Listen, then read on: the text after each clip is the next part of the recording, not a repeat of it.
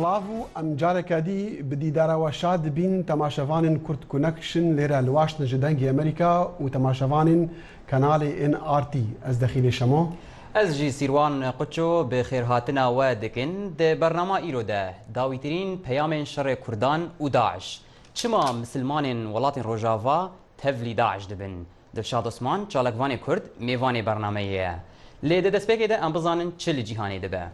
سروكي امريكي باراك اوباما وقماندارين لشكري امريكي وكاربدستين برافانيه جولاتين بيانيكم دبن جبو قتو بشكرنا بزافين هف بندياوان يا شر مليتان دولة اسلامي لعراق وسوريا راپورن مدیا لترکیه رادگهینن کو فروکن شر ین حکومتی ایریش برن سر شروان پارتیا کارکرین کردستان PKK لباشور رجلات ترکیه اف یکمین اپراسیون آسمانی حکومتیه جدما گوتوبیجن آشتی بری 2 سالان دست پیکرنه ایران ایروس شمی گرگنه یا دانستاندن نافوکی دیگل امریکا و اروپیان دست پیدکه افیکتی لدمکی کو باوریک نه لجم سروکی ایرانی حسن روحانی پیدا بویا کو ریکفتنه گدکاره لمهابه ورا پیکینان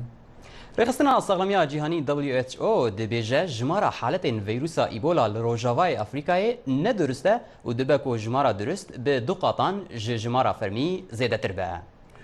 سلاوین دوباره کار بدست لی عراقی دبیجن هریج برکی خواکوژ اوتومبیلا خوا آجوت نافخالکا پشکنینا پولیسان لرندکا کازمیه یا بغدای ده انجام ده به دهان کسان هاتنا کشتن و بریندار کرن صلاحی پیروتی افراپورت آماده کردیم سەرۆک ئۆباما و فەرماندەرانی باڵای لەشکری ئەمڕۆ سێشەممە لەگەڵ سەرۆکانی بەرگری وڵاتانی بیانی کۆ دەبنەوە بۆ ئەوەی تاوتۆی هاوڵەکانی هاوپەیمانان بۆ شەڕ لە دژی میلیتانەکانی داعش لە عێراق و سووریا بکەن. وتەبێژێکی ژێنرال مارتین دێمسی سەرۆکی ستونەکانی هاوبەشی لەشکری ئەمریکا کوتی ئەو توێژانە ئاستەنگەکانی کردار و دید و بۆچوون سەبارەت بە ڕێگای چوونە پێش دەگرنەبەر. نوێنەرانی نزیکەی 20 وڵاتانی جیهان لە نێویاندا تورکیا چاوەڕوانی دەکرێت لەو کۆبوونەوەیەدا بەشداری بکەن. شەڕ لە کۆبانی هێشتا شەر لە ئارادایە سەرڕای زیاتر لە 2 حوت هێرشەکانی ئاسمانی بەڕێبەری ئەمریکا درێژەی هەبووە. نیگەرانیشی هێناوەتە گۆڕە کە داخوا هەڵمەتی ئاسمانی بەڕادەیەکی پێویستە کە گروپی توندڕەوی داعش لاواز بکات و سەرنجام لە ناوی بەرێت. ڕێکخراوی چاودێری بەسەر مافەکانی مرۆڤی سووریاکوتی لانیکەم 4 هێرشی ئاسمانی لەوە تا ڕۆژی دووشەممە شەو بۆ سەر سەنگەر و شوێنەکانی دەوڵەتی ئیسلامی عێراق و شام بەڕێوە چوونە. شەڕ لە کۆبانی و دەروبەر وای کردووە زیاتر لە 200,000 کەس بۆ تورکیا بچن و زیاتر لە 500 کەسی ژیانیان لەدەست داوە کە شەڕەوانانی هەردوولا دەگرنەوە. کاربەدەستێکی پۆلیسی عێراق دەڵێت تەقێنەرێک بە ئۆتۆمبیلێکی بۆمکرا و خۆی بەنێو خاڵێکی پشکنین لە باکووری بەغدادا کرد لانیکەم 9 کەسی کوشت کە لە نێویاندا مەدەنیشی لەگەڵن. هێرشەکە ڕۆژی سێشەممە لە گەڕەکی کازمیەی بە زۆرینە شیعی بەغدا ڕوویدا. کاربەدەستەکە دەڵێت لانیکەم 6 ئەفسەری پۆلیس لە نێو کوژراوەکاندان و 35 کەسی دیکەش بریندار بوونە. کاربەدەستانی نەخۆشخانە پژڕاستی کوژرا و بریندارانیان کرد. چەندین هێرش لە گەڕەکەکانی بە زۆری نەشیعە لە بەغدا دووشەممە 44 کەسی کوشت. کۆمەڵێکی زۆر لە خەڵک ڕۆژی سێشەممە لە شاری سروت لە تورکیا لە ڕێوڕسمی ناشتنی 4 شەڕەوانی کچە کوردی سربەهێزی پارێزگاری ژناندا بەشداریان کرد کە لە شەڕەکانی ئەم دوانە لەگەڵ میلیتانەکانی دەوڵەتی ئیسلامی عێراق و شام لە کوبانیدا کوژرا. سەدان کەس لە بەشداران ئاڵای یەکەکانی پاراستنی گەلیان پێبوو دروشمی ئەردۆغانی مرۆڤکوژ بە زمانی تورکی و هەروەها دروشمی بژی یەپەکەیان بە زمانی کوردی دەدا. اف راپورتك افكاري ما صلاحي بيروتي بو لسر روشا داوي وشر نافرا كردان وداعش دخل تقين لبغداد وكما رابورت جديد تشيدبه ولغو رابورت بيجن داعش هر نزيكي باجير دبه هلبت افيك ددمك دتيك و شر نافرا كرد وداعش ده لكوباني هر بردوامه لا دور برين رمادي جديسان اللي فين هي لبغداد يجي رابورت هناكو داعش دفي شر كلوان جهان سیروان گوتارەکە سەرنجڕاکیش واشنطن پۆست ئیرۆ هاتیە وەشاندن من گەڵک خواست ئەسرنجی بێخمە سەروێناک و ئەوژی نویسینەکە واڵتەر پێنسا دەبێژە ئەف شەڕە نەیاریە ڤیدیۆیە یاک و توزانی ئەمریکی ناودارن و گەلک بەرێ خواردن تەماشەکردنا یاریین ڤیدیۆی و یاریین شەڕ دەبێت دابێجا ئەف دەبێژەک و ئەف شەڕەکە دەبێ ئەمریکی باش هێزراخواتی دابکن لشکری امریکی کتیه او دی بیجاکو دەوێ ئەمژی تێبگان و داعش نا ڕێخسێکە وەساب ساناهیەک و وەسا تێبگە هەل دەردەمێکی و ئەم دەبێژن پەرێمەنینە یان پەرێمەکێمەش بۆ ویشەڕیان بەحسی هەندێک شیانن ئەمریکایان شیانن هەفپەیمانە بکن ئەو وەسا بساناهی خۆڤەکێشن ئەفشەر دەهان هەزار لەشکری ئەمریکی ژیانەوان دکە دێخەتەریەدا بەڵکو وڵاتین دیژی بەشدار دەبن والتەر دەبێژە و دەوێ ئەم ji پەندا 13 ساڵین شەر یان 13 ساڵین شەر پەندا وەرگرن و دەوێ ئەف کۆمەڵین وەکە دەولەت ئیسلامیان ئایسس داعش تێنجنا برن بە هێزین خۆجیهی بە خەڵکی و شارەزای عەردی وێ دەڤەرێنە خەڵکی کەلتوری وێ دەڤەرێ دناسن خەڵکی و ئەشیرەتین وێ دەڤەری هەفت و ناز دکن دیسانتی بەحسی مەسەلا ئیمکانە یان بیرۆکایە یان هزرە دانانە هەریما بێشەر لێبەرە تورکی و سووریدا سوورێ تورکی و سووریادا ئەو وەسا دەبێژە دەوێ کی ینی بدەهان هەزار خەڵک دەوێ سەرباز دەبێن یانژی کارمەند دەبێن لەسەر ئاردی کاری بکەن ئەگەر ئەمریکانە بەکی دکارەوان وان خەڵکا بەردەست بکە و بینە پێش ئەگەر ئەمریکاژی بکە دەوێ بڕیارێکە کۆنگرسیان ڕازی بوونا کۆنگرسی لەسەر هەبە. بله دخیل تزانه اف بیر و نرین هلبت لواشنطن جالیه گلک روزنامه‌وان و نویسکار و شروعکارین سیاسی تیگوتن دبیجن دوی هفپارین خواجهی لوان ولاتن چل سوریه به چل عراق به چل دوی دن کنا کوکیلی هبه ورم پیدا کردن جبرگو وکو تجی وکو نویسکار جید و گوتارید گوتیه اوانا بهتر به جغرافیا و کلتورا هرم زانن بهتر به او دینامیکی سیاسی زانن گلک جارا میناکا کردات کرد شوا دکارن ببن هفکار و شریک به امریکا دشر داعش یکو امریکا دبیجه شرکی دم دریجه والتر کو یک شارەزاین سیاسەتی لە ئەمریکا و گەلک باوەری بگوتنی توی هەیە راپۆرتاوی یانجی وتاراوی گەلکە درێژە بۆ نمونە بەحسی نزیکە و لە دەمێک و کەمپێنە فڕۆکان دژی داعش لە عێراقی دەستپێکری ڕۆژێ 7 ملیۆن و 500 هزار دلار خەرجیاوێ بوو سووریا کە سەر نەها ڕۆژێ 10 ملیۆن دلار تێخەشکردن لە داوی ئەو وەسا دەبێژە و خەما والتر ئەوە ئەگەر ئەف یاریە ڤیددیۆیەک و ئەو وەسا دەبێژە نەیاریە ڤیددیۆ لێ ئەگەر یاریە ڤیددیۆ و ئەمریکی وەساتی بگان یاریکە ڤیددیۆیە درێژ بوو و سەرکەتن ئەمریکا سەرکاتن تێدانێنە خەڵکی ئەمریکا لە واشنگتن وێ خوا جبر ویرانی دور بنوی خو دور بيخون تماشا ناكن ايزي بله دخيل اف يعني اف جوتن تنكرن لدمك يكون نها ريبرن كردين سوريا هردو انجمن كرد لسوريا لقال سروك هريما كردستاني مسعود برزاني لباجار لباريزغا دهوك كومبون جبو روشا داوي جوتو بيج بكن يكيتي هالوسطا كرد يبغشتي همبر جفايا داعش جوتو بيج بكن تا هف بيفينك في درباري ده هي بالي بري بحسن فيني بكن سيوان يعني هركس هي فيديكا كومبونا يعني دهوكين هاتيكرن دني برا سلوكي هريمي وبرز مسلم دا وديارا كاربدسين دين بارتيين سياسيين ان كردان سوريا جيتيكرن انجامي بقها يعني ريكتنا كيكو بكاربن هفكاري بكن دوارين سياسي دا دبلوماسي دا لشكري دا الاليكاريا هافدون دا جبو بكارن شري داعش بدومينن بالي سيروان وكو تزاني من دقال يكج شارزاين جيوبوليتيك روشلاتا ناوین دکتر محمد صلاح زاده کرد من پیشی بسیار جی کرد دوی کرد چی بکن هتا دوی شریدا سرکتی بن ام گوی خوب بدن برس بینوی بله دیاره اما دو بواری هی کم بواری تئوری و بواری پراکتیکی لبواری تئوری دا کرداری دا سرجم گلی کردیەکی گرتووە چۆن مەسەلەن ئێستا لە ڕۆژاوای کوردستان هێزەکانی یەپەژە و یەپەگا لە باشووری کوردستان سرجم هێزەکانی پێشمەرگە لە جلەولا و خانەقینەوە تاک و کۆبانی لێک جبهەدان و لێک بەرەدا شەڕی گروپە ترۆریستەکان دەکەن بە شێوەیەکی گشتی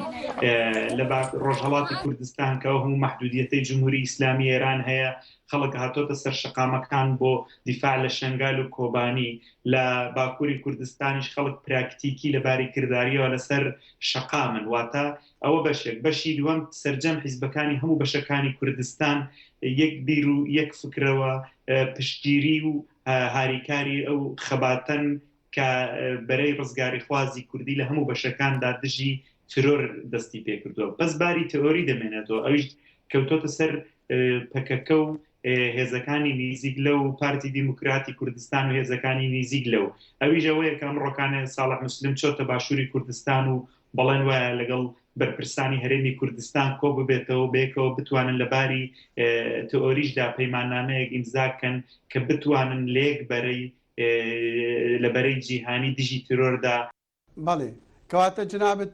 لەو باوەڕەدای کە ئەگەر هات و هێزە کوردیەکان توانیان بگەنە ڕێکەوتنێکیان هاوکاری یەکتر بکەن ئەتوانن ببن بەشێک لە هاوپەیمانی دژی داعش. بەڵێ دیارە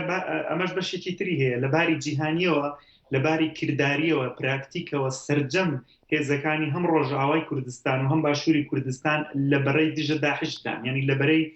ئەم ئەلیانسە جیهانیەدان کە شەڕی داعش دەکەن بەڵام ئەو بەرەی ئەلیانسی جیهانیش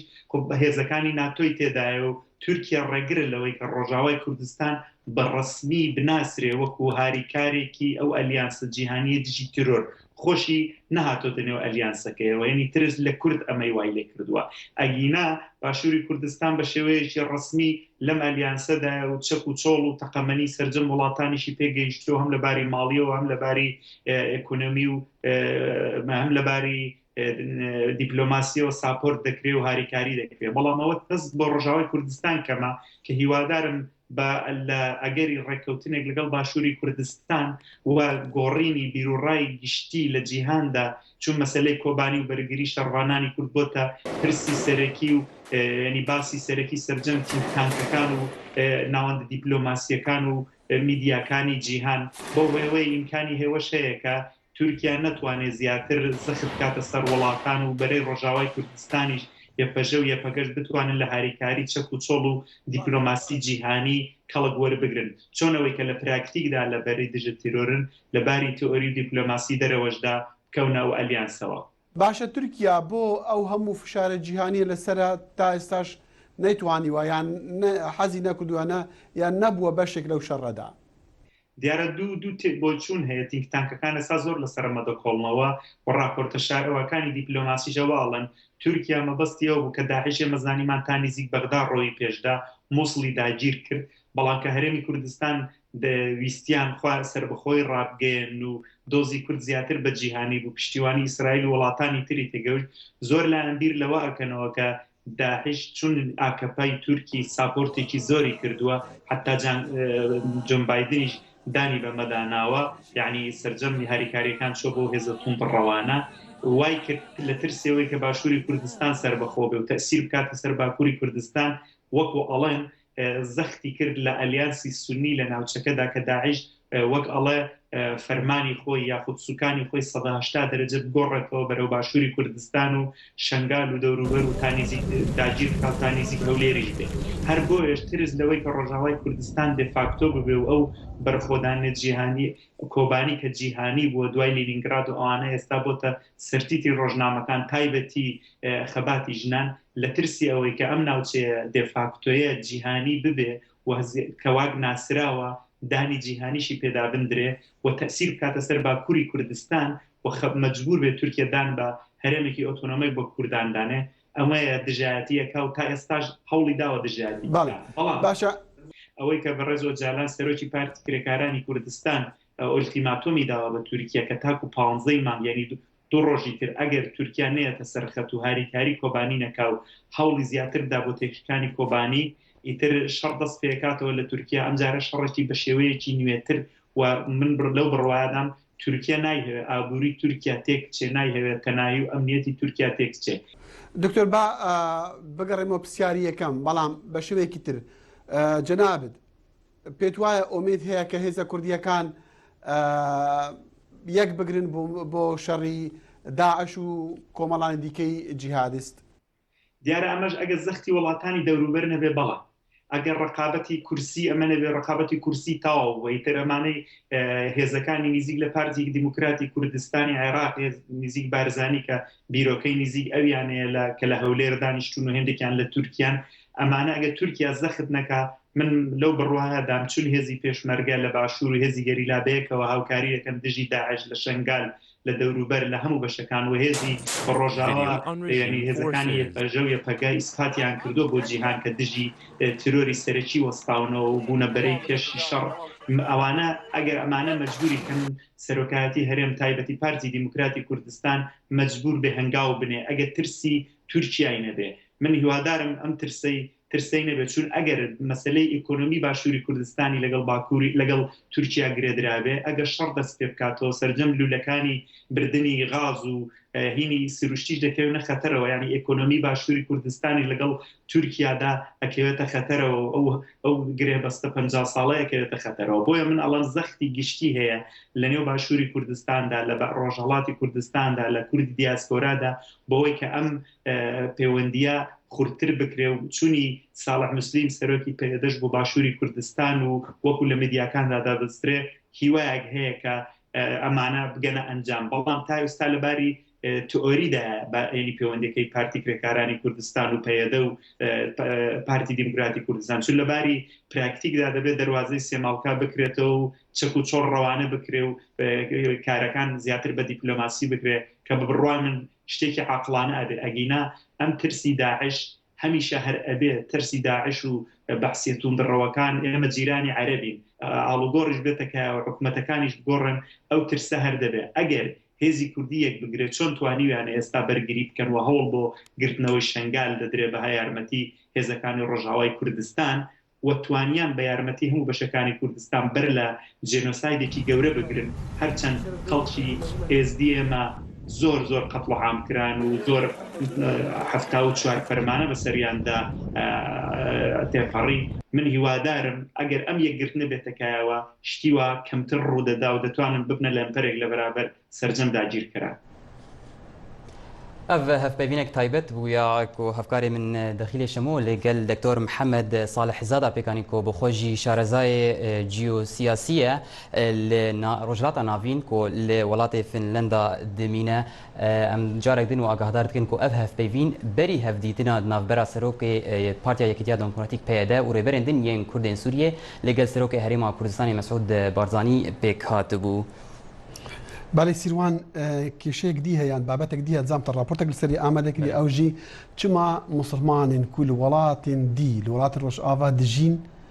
تەڤلی داعش دەبن بەێ شخواف بابەتێک و تایبەت لە وڵاتین ڕۆژاوان کۆل ئەوروپا و ئەمریکا تێ گفتوگۆکردن بە تایبەت تشتی کۆ ژمارە گەلێکی بترسناک دەردەکەون بەری چەند ڕۆژە کۆمیسیۆنا دژی تەرۆرەیە یەکیتیا ئەوروپا هەندێک ژمارە نو دەرخستن گوتن بێتری 3000 هاوڵاتیان ئۆروپی نوها لە سووریە شار دەکەن تاڤاهیا وڵاتان هەلبەت ژمار گەلێکی مەزنترش وێنا ئەو دەبێژە گۆ راپۆر دەبێژە 705 کەس لە رووسیا و کۆمارێ نوێنە یەن یەکیتیا سۆڤێتی 705 کەس چەکدار ژوور هاتنە دناوبەرە 500 چەکداریش فرەنسا بتەنێ هاتنە ji بریتانیا ناوبەرە 400 کەسی هاتیە ji وڵاتên مایی ژمارە مایی حتا 3000 مانە هەلبەت ئەڵمانیاژی یەکشوانەیە و ئەمریکاژی هەرچەند ژمارە خەڵکین ئەمریکا ژمارین و جودا دەبێژن سادنیان کەمترین بترن حکوومەت تشکی دەبێژێ و مەدیا تشکیدن دەبێژە لێ کێشەیە گەلێک مازنش بۆ ئەمریکیان ئەمریکی گەلێک دەخەماوێدانە مەسەلا هەندێک و خەڵکێک ژڤر هەڕە لە وڵاتێکی وەکی سووریا یان لە وڵاتێکی دی فێر بە لەسەر کارین تیرۆریستی سباهی ئەگەر هات ئەمریکا وێ چ کریارن خراپەکە دناف وڵادا ئیجاز بەروێناژی ئەف کێشەیە گەلک مازنە سیروان ئەزانم تە راپۆرتێک ئامادەکردیان لە کۆنگرسی ئەمریکی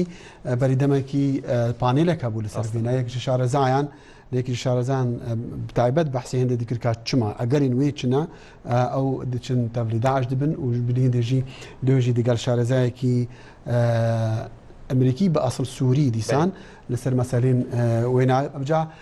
گەلو چما مسلمانین کو لە جیهانا پێشکەتی مازن دەبن و پەروەەردە دەبن دگەهنا داعش وخوا دێخن خەتەری و ددن بەر کوشتن لە وڵاتین ڕۆژهەڵات کو پتری تند و تیژی لێ دەقەومن ئەم هیوی دکن دەوێ راپۆرتێدا ئەم بەرسڤەکی بزانن راپۆرتە هەفکار سیروان قەچوو هەفتەیە بووری وڵاتیەکی ئەمریکیە 19 ساڵی لە فرۆکخانەیە باژارێ شیکاگۆ هاتە گرتن بەری کۆ دەرباسی فرۆکەیە کۆ بەرێ خواددا تورکیە ببە. دەسەڵاتدارên ئەمریکی دەبێژن وڵاتیە ئەمریکی برەگەز مسلمان هەوڵ ددا خۆ ببهینە تورکیە دا کۆ ژوور دەرباسی سووریە ببە و تەڤلی ڕێخستنە تەرۆریست یا دەولەتە ئەسلامی ئانکۆ داعش ببە. ئەڤ نەجارایەکەیە کۆ کەسێکی ئەمریکی دچە سووریە دا کۆ لەگەر ڕێخستنên تundرê جیهادێ بکردن. ji dema ku Daeş hatiye holê gelek gencên Misilman li Amerîka tevlî refê wê bûne û li gorî raportên zanyarî yên hikûmeta Amerîkî di din xuyakirin dora 15 welatiyên Amerîkî tevlî Daeş li Sûriyê bûne. Derketina diyardeya Daeş û belavbûna dengê wê ne tenê li nav misilmanên rojhilata navîn û derdora wê belav bûye, lêbelê li gelek deverên din yên cîhanê wekû Ewropa û Amerîka. Bi sedan çekdarên vê rêxistinê ji Ewropa jî hatine nav. Pispor dibêjin, Daeş nema tenê wekû diyarde ye, lêbelê ew bûye rastiyek di nav misilmanan de. Lê sedem çi ye ku ev rêxistina radîkal di demeke gelekî Kurd de karî bû bala misilmanan li serenserî cîhanê bikişîne. Hefteya borî, panelek li ser vê babetê li Kongresa Amerîka hate li darxistin. Jimareke pispor têde bejdar bûn. Yek ji wan kesên bejdar Harris Tarin bû ku bi xwe jî rêveberê ofîsa Washington ya civata karûbarên giştî ya misilmanan e. ISIL has captured the imagination of the individuals. داعش بالا وان کسا کشاندیا کو جبری نا هزر و رامان رادیکال جوان هبون او جرکستنین دی وکو القاعده و طالبان بهستر و زیرکتر بون د مثلا هلگرتنا پیاموان. The Taliban, other groups who have tried to get people to take on their message but have not been as successful as ISIL. پروپاگاندایا کو داعش بکارتینه هێسانە û zû ji aliyê misilmanan ve daxwazên wan tên hembêzkirin. Ji bo ewên ku li dervey welatên misilman dijîn bi aliyê xwe vibîne, Daeş ji wan re dide xuyakirin ku hikûmetên welatên ew lê dijîn wan tepeser dikin û wekheviyê derheqê wan nakin. Lewra ew ji gelek mafên xwe yên sivîl bêparin. Ev teorî bi lez li nav civakên misilman li Ewropa û Amerîka tê kirîn. Lênerînek din heye dibêje, divê Daeş pêşî duwarê leşkerî de were têkbirin û şikandin da ku li ber çavên misilmanan lawaz bibe û paşê divê bi pirzgirêka belavbûna îdeolojiya wê were danûstandin. Şîrovekarê siyasî Ahad li Hindî li gel rêxistina movements.org kar dike. Ew dibêje li vê dema ku Amerîka leşkerên xwe naşîne Iraq û Sûriyê, pêwîst e Amerîka û civaka navneteweyî hevpar û hevalbendan li nav Sûriyê bibînin da ku bi zanebûn şerê Daeş were kirin. Ez bawer dikim pêwîst e Amerîka li gel grûpên nermereyên serhildêr kar bike, an ku kesên wekû pêşmergeyên Kurdistanê wan diyar kir ku bi Amerîkiyan re dilsozin û baş amade neşer bikin. Hinek hêmanên opozisyona Sûrî hene, ez bawer dikim divê li gel pêşmerge û Amerîka hevpeymanekê damezirînin da ku bi kargirî şerê Daeş bikin. Mesele ne ew ku Daeş tenê metirsiye wekû şaxek ji tundrêbûna radîkala İslamî. Ji bilî wê, bi taybet li Sûriyê gelek rêxistinên din yên xwedî heman îdeolojiya İslamî hatine holê, wekû Ehrarê Şam, Cebhet Nusra û bi dehan komên din yên ku di van 3 salên dawî de ji ber krîza Sûriyê hatine damezrandin. ایدئولوژیا داعش نه تشتکی نویه. ام همی دزانن کو بشک جی جواکا مسلمان هین باوریا خوا به جهاد تینه آنکو شر گاوران تگهشتنا وان جی قرآن را جدایه ویجا داعش به پره و آلاوین خوی را گهاندنه دکاری بو گلک خلکان لسروی بنگهه با آلی خود بینه. Hinek pispor wekû Harîs Tarîn dibêjin ku têkbirina Daeş ne tenê bi şêweyên leşkerî çêdibe, lêbelê bi programeke birfireh ku tê de li gel hemû aliyên vê problemê werin danûstandin. The UN took a positive step. نتوین اگرتی هفتیا بوری گاوکا ارینی آوید دما بریارک پسند کر او تیدا بو جارا ایکه گوت ریپریبونا رادیکال بونا تونتره پیدوی به هلویستکا گشتی و برفره هیا. او نکارن بکریارن لشکری بتنه بینه چاره سر کرن. نا ام هیویدارین کو ولاتن اندام هندک جداران بخنه خزمتا و مسئله بشیوه که کو خلکو ریبرین جواکه ببنه بشک جگفتگوه. How do we talk to people? How do we address grievances? وەکی ڕێڤەبەریا ئەمریکا دایە خویاکردن ڕووبرووبوونا داعش نە تشتێکە کو ددەمەکە کندە بداوی دبە لێبەلێ ئەوەی پلانەکە دەم درێژ بە تێدە gelek فاکتەر دلیزن بەری کۆ داعش bi temamî were têkbirin. MRT تاکە کەناڵی ئەهلی بێلایەن هەمووان بێ جیاوازی لێرن. پشتیوانیوان دکن چن سر سنور هرچند پرانیوان خلکی پنابرین کوبانی نه هریمینه کو دروازی سنور بونا دیسان گلک پشتیوانی لوانتی کنن وک شی کش خورا دانینه یعنی وکو دوزا خدانینه پیش بینیا چه دیکی برسوان چه با بودمک دریشتر از دبینم کردم باکور او بريما اي مظنن پارچه هری گورن اش بولو اوجي خود بینن يعني پارچه هری گورن پارچه هری گوره اری پارچه هری گوره هری مظنه ویجش بولو تخوازن اوجي اری کاری بکن افتش تک اد دو براستی کونکشن کی باش دناف برا کردن روج اوای و بذات پی دی و کردن باکور جش بولو اوجي اری کاری دکن اری کاری کرد مثلا از دبینم جی چونکه آیسز کرداد بیژن کردن باکور بیژن آیسز گلک اری کاری هاید دریات حکومت ترکیش بولو اوجي دبینن دویت تشتكي بكن الفي مساله ام هيفيتكم جوكو باني اف كونكشنا باش تشيك ناف ما كردن روجافا وناف كردن باكورجي باش ام بيد مثلا امريكا تدبيجي مثلا كو ياباكي عن بي دي عن بارتيين بهز لروجافا بتر تهاجرين باكيكي عن سيبرا باكيكينا لوما امريكا بتشكي بهجداري سردريه دي قالوانا ديكا اري اف لقل امين امريكا دبيجي اف تشتا رئيسي براستي امريكا سو سي نقطه رئيسي دبي في وقتي جو بي دي جوهرتن امريكا هربن بي دي ربي اخافن يكمين تشت اف كونكشنال ناف برا وانا او بي كي كي وبراستي امريكا هربن فشيرين يعني بي دي اوجي دسبيكا ويدا جشت كادري بي كي كي من الروجا فاجبولو دسبيكر اد دوي اف كونكشنال ناف برا وبرا بيجن بالانس على ناف برا بي دي وريجيم سوري خوفك شاندج روجافا وهجت كوبي دي كنترولي هريما كردي السوري بكي نقطة دوي اساسية بي دي قالك خورتن جبارتين دي قرتن قالك استنجيكر البراستي سر كردن دي چالك وانين كردن دي جي امريكا تخوازي افتشت فبي وبراستي ام گشت خوازن افتشت فبي ام گشت خوازن كرد ببن بارچاكي جوي تشتا گوچيت بي القومي انا الروجافا بري چندكي صالح مسلم هفسروكي بي دي شو تركيا خلقي قالك بيجبيني هندي ديكركو وي تشتكي بمعدم تركيا او داخواز كديا هيزين ويل سر عادي شهر ديكن رنجا غورينك شيبا لي تدبيني تشتكي نبوياك يا دويجي لدمكو وقتي تغوتي تجي دسبيكي غوتيكو بيدي يعني يبكي هناك بيش كاتن كرنا هنا جوندش درستي داعش درخستنا تركيا تي اللي باكي دا مثلا چما تركيا نكاره ديقال كردين سوريا تشتكي بك افكاري كي بك براستي خويايا تركي دخوازي البي دي بكي البخي والياباجي بخي دريا داعشتا ام افتشت قالك خويايا وجبولو جي تركي جي ايرو الجهنه القالك جهنه بي كي خست الهكاري براستي تشونا صالح مسلم تركي قالك باش مو متخست جو خويا بكي تركي تخوازيجما وتركي وقو ما فهم كر سي نقطة نخوستن ج بي دي كي جوانا جو خب بيكجار كانتوني خب بيكجار خراب بكنو بتيكفن اوبوزيسيون سوري اللي مخابن اوبوزيسيون سوري بهترين جوانا بيشكري داعش تكن اگر اوبوزيسيون سوري اوبوزيسيون باشور رخصتيبا كردوي قبول بكن يعني يبكي قبول بك كانتوني نخوا نهي لو بكافن اوبوزيسيوني اج دسبيكا جوجا اول جود اوبوزيسيون سوري دسبيكر جو بلانكي خدينه جو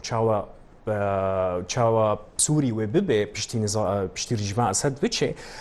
نهشت جو كرد ببن بارچاكي جينا برايكي براستي بيجش بولو جي بي دي خوكشاند جوي مسألة وبهترين كردان خوكشاندن جوي مسألة از دبينيم ايرو اف مسألة هات سري اوبوزيسيونا سوري كيم جوانا اليكاريا كردا ايرو دكن لكوباني ياند دو يان سي بارچانا جيش الحر اليكاريا كردا دكن وكيدي براستي دبيجن بعلاقة ما بيشرنينا بله دلشاد از قال كده قازم هر بحثي امريكا بكم بحثي سياسه امريكا بكم زان تور نزيك عندك نافاندين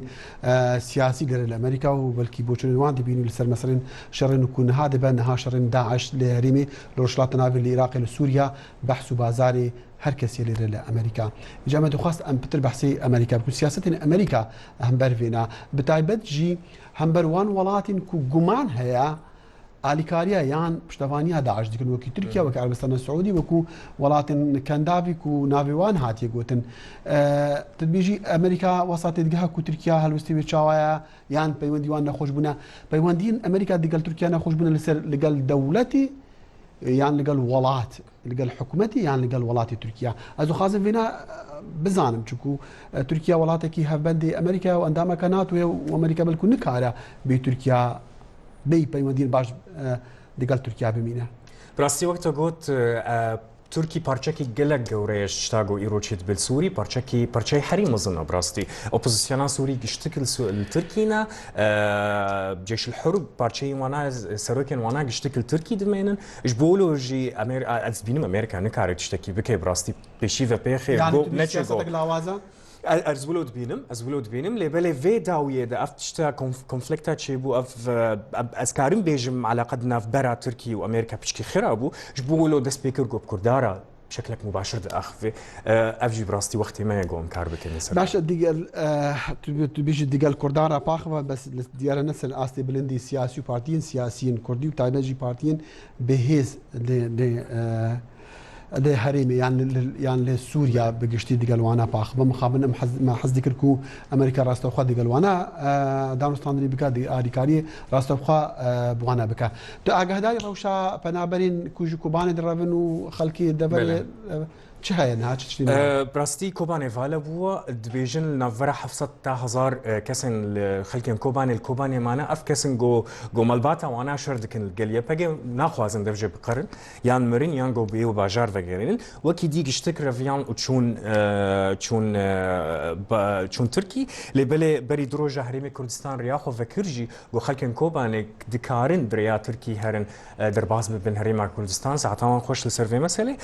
وەکی دین گەلک کوردن کۆبانێ لەسەر سینۆرێ دمێنن ڕەوشەوان چاوای ڕەشەوانە مرۆڤانی خوارن بە خوارن خیڤەت مانەوان ینی ژمارە گەلک مازنە ینی کی ئالیکاریەوان دکە براستی گەلک حکوومات ئالیکاریە پەناپەرا دکن لە تورکیژی کە دەولەتی براستی باش وەکە گوتی بوونە زانە گۆچاوە ئالیکاریە پەناپەرا بکن وەکە گۆز گەلەکە ئاخڤیم خواردناوە باشە بە خواردناوە باشە لێ بلێت کامبات دەمێنن گەلک جوانە خۆستم گۆ بچم کوردستانێژی وەکی دی ئەس دبینم باشن باشە و تورکیا ڕێناداوان هاتون و چونە بسانەهیژ بکەن راپۆرتین کو ئەم دێ ئەوا دەبێت دڵشاد عوسمان تو شارەزا و تایبەتمەندێ کۆمپیوتەرای زانیاری و پاراستنا ئاگەهی و زانیاریان مە دوخواستەوەری دماهیە بێ پەیوینامە لەسەر مەسەلا داعش و میدیا بە ئەم بزانن داعش دەستگەهێک فەرمیە وان بناوێ داعش تنەیە بناوێ دەوڵەت ئیسلامی هەرچەندە گەلێکژی راپۆرت هەندێک وێبسایت و هەندێک جیهادەتکەون بناوێوانە لێوان ڕاگەهاندنەکە فەرمینینە لێ ئەس دەبینم ڕاگەهاندنە جیهانی تەف دە خزمەتەوەی دەیە چاوا داعش دەکارە وێنا بکاربینە داعش وەکو ئەی کەس گۆ ئیرۆ لەسەر تەکنۆلۆژی بکار دەکەی ji بۆ گۆ پرۆپاگەنداش خۆرچێکش بۆ گۆ ئامادە ببێ سەرڤێ جیهانی جیهانە لەسەر ئینتەرنێت داعش گەلک باشە چکم گەلک پرۆفیشنال خەڵکێن پرۆفیشنال ئێگۆلکەل داعش کار دەکەن پارچەنەش داعش زانیا خۆ بکار دەکەن زانیاریا خۆنە بکار دەکەنش بۆ گۆ ئالیکاریە داعش بکێ ئەس دکارم بێژم داعش ئیرۆیەکیش باشترین وەگوتی گروپەکە گۆ تەکنۆلۆژی باش بۆ خۆ کار دەکێ باش ئەو دەکوی درێت سووریا و عێراقێدا یان خەڵکیوان هەنە لە دەربە لە جیهندی وێنا دەکەن خەڵکیوانە هەر دەری هەنە ئەمکارم بێژن لەسەر عردێ ئەف خەلکێن گۆ ئەم بێژم فرۆنتلاین یان لە خەتا یەکەمین ئێگۆ کامێرە دەستێوادەیە یان ئێگۆ مۆنتاژ دەکەن ئەو دەکەن ئەو سەر عردێنە وەکی دی بکارئینە بکارانانە تەکنۆلۆژی چاوەکارن خۆڤەشێرن سەر ئینتەرنێت ئەف تەکنیکا سکیوریتی بکاربێنن ئەف گشتێکش دەرڤەنە ئەز باوەڕ دەکەم تشتێک دیژی هەیە براستی حکوومەتن مەزن وەک گەورە وەک ئەمریکا وەک بریتانیا ئێگۆ کۆنتترۆلە پارچەکی مەزن ئینتەرنێت کۆنتترۆل دەکەن کارن وا بخن کارن وا بەشێرن کارن وا ڕاکن زەر ئینتەرنێت ناکەن چکو براستی ئەف معلومات ئەف ناو تشتا گۆ داعش دکە گشتێک تێبرەیە ئینترنێت ئەوە بۆکو گوتی سۆرسەکە مزدەرەکە باشە ژوارە گۆ بزانبن ئیرۆ داعش چتکێ و کود خێ و چتکەن و پیناف باشە چما وان بەر ناکەن ینی بە دەر ناکەن ینی بڕێکێکی کونا ئەفسەر بڕینە ڕۆژنامەوانە ئەف کوشتنا خەڵکی هەرچەندە استراتیجیا وانە وان دەبێنیشا خەڵکی بدون وها ئەڤە ئەمن ئەمریکا ڤانکارا دیکن خەڵکی سەر دەبڕن خەڵکی دکوژن ji بۆ ترسا خەڵکی جوانە هەبە چما وانە بە دەر ناکەن چما ڕێل وانە ناگرن چما نایلن و ئەو نەگەها خەڵکی و بتر وەسا بکنش داعش بترسن ئەس دەبینم بەڵانسێک هەیە ناوبەرە ئەف ئینفۆرمیشنە گۆتین برەیە داعش دەترەیە ئینترنێت و ناوبەرە گۆوە بجست نواراکن برەیە ئینترنێت ئەس دبینم ئینتەلیجنس کۆمیونیتی و استخباراتی دووەلی دخوازن گۆ ئەڤرێ بمێنن دخوازن گۆ داعش بمێنە ئەکتیڤ لەسەر ئینترنێت سۆ بزانن ئاسیویدارم ئەو بەرنامەتە چی کریش بۆ پاراستنا زانیاریە تایبەتی ڕۆژنامەفانە ئالیکاریەوان نەکرد و خزمەتەوان نەکرد بە دەبی مەسەلەدا ئازیزان دشاد عوسمان شارەزایە کۆمیتەر و زانیاریان ئەم گەڵکی سوپاسیەتە دکن تنێزیکی هیویدارن هاتنێت خوۆشمە نەبڕی سپاس دیسان بەخێر هاتن تەماشاکردنا کورد کونەکشن و کەناڵی ئینارتی گەلی تەماشەوانین هێژا و بهیڤیا ساغی و سڵامەتیە وەنە ji ber ku berbelavbûna bisanahî û billez yan şiyana îbola vê nexweşiya ku tirsek mezin xistiye dilê karmendên saxlemiyê li Amerîka û li çendîn welatên diyên cîhanê jî ji bo rêgirtinê li vê nexweşiya li çend welatên Efrîka derketî. Amerîka rênimayiyên tund danîne ser hatin û çona lê firokxana û herwesa vederkirina tevaya wan kesên ku nexweşin yan vegirên vê nexweşiyê dîtîn. Raportek taybet li ser îbola. کارمەندانی بواری مادە مەترسیدارەکان ماڵی پەرستیارەکەی شاری داڵەسیان خاوێن کردەوە ئەوەی دەگوترێت لە بیستەکانی تەمەنیدایە و تووشی نەخۆشی ئەیبۆلا بووە و هاوسەکانی لە دڵە ڕاوچەدان. بە دڵنیایەوە ترسی هێناوەتە ئاراوە لە داڵاس کە دەگاتە ئێرە ناو شەقام و کۆڵانەکان و کارمەندانی تەندروستی بە جل و بەرگی خۆپارێزیەوە دەبینن ئەمە بێگومان ترس دەهێنێتە ئاراوە. کەرەسەی خۆپاراستنی پرۆتۆکۆلە توندەکانی نەخۆشخانەکان داڕێژراون بۆ ڕێگرتن لە بڵاوبوونەوەی ڤایرۆسەکە بەڕوونی شکستی هێناوە و چەندان پرسیار دێنێتە گۆڕێ بەڵام چەند وەڵامێک. تامس فریدن بەڕێوەبەری سنتەری وڵاتێگرتوەکانی ئەمریکا بۆ کۆنتڕۆڵکردنی نەخۆشی و خۆپاراستن مەسەلەی دۆزینەوەی حاڵەتی زیاتری نەخۆشیەکە بە دوور نازانێت. بێگومان دەستکەوتوتە پرۆتۆکۆڵەکەەوە لە ئەزمموی خۆمانەوە دەزانین دەکرێت ئاگاداری نەخۆشێک بی کە ئێبۆڵای هەیە بەبێ ئەوەی کارمەندانی تەندروستی بکەونە مەترسیەوە دەشزانین قورسە و تەنانەت یەک دەرز دەتوانێت تووشی ئەو نەخۆشیێت بکە. لەسەر شکایەتێکی کۆمەڵی پەرستانی ئەمریکایی کەیتی ڕۆمەر دەڵێت پەرستاران ئەو زانیاریانیان بەدەست ناگات ئەوانەی پەرستاران بۆ خۆپاراستنیان پێویستیان پێ هەیە. کاتێک پەرستاران دووچاری ئەم نەخۆشیە دەبن لۆمەیان دەکرێت چونکە بە پێی پرۆتۆکۆلەکان کاریان نەکردووە ئەمەوەها نابێت. فڕۆکەخانە گەورەکانی وڵاتێگرتوەکانی ئەمریکا یاسا و ڕێسای پشکنین تەندروستیان تند کردووە بۆ ئەو گەشتیارانەی لە ئەفریقاوە دێن بەڵام بە وتەی مایکل مەکۆڵ ئەندامی کۆنگرسی کۆماری دەڵێت هێشتا ئەمە بەهێندی پێویست نییە.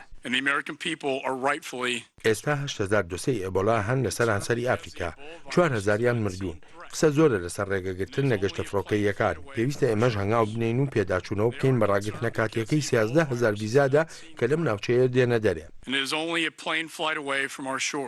مەترسیا ڕوو لە هەڵچوەکان ئەو وڵاتانی تێپەڕاندووە ئەوانەی حاڵەتەکانی نەخۆشی ئێبۆلایەن تێدا تۆمارکراون و بنیامین نەتەنیاهۆی سەرۆکوەزیرانی ئیسرائیلی دەڵێت ئەمە نەخۆشیێکی جیهانیە ئێمە هاوکاری لەگەڵ وڵاتانی تردا دەکەین بێلەوەی سنوورەکانی خۆشمان دەپارێزین. دکتۆر ئیان سمیت لە ڕێکخراوی تەندروستی جیهانی دەڵێت بەڵام پاساو بۆ ترس نییە و ترس یارمەتی دەر نابێت.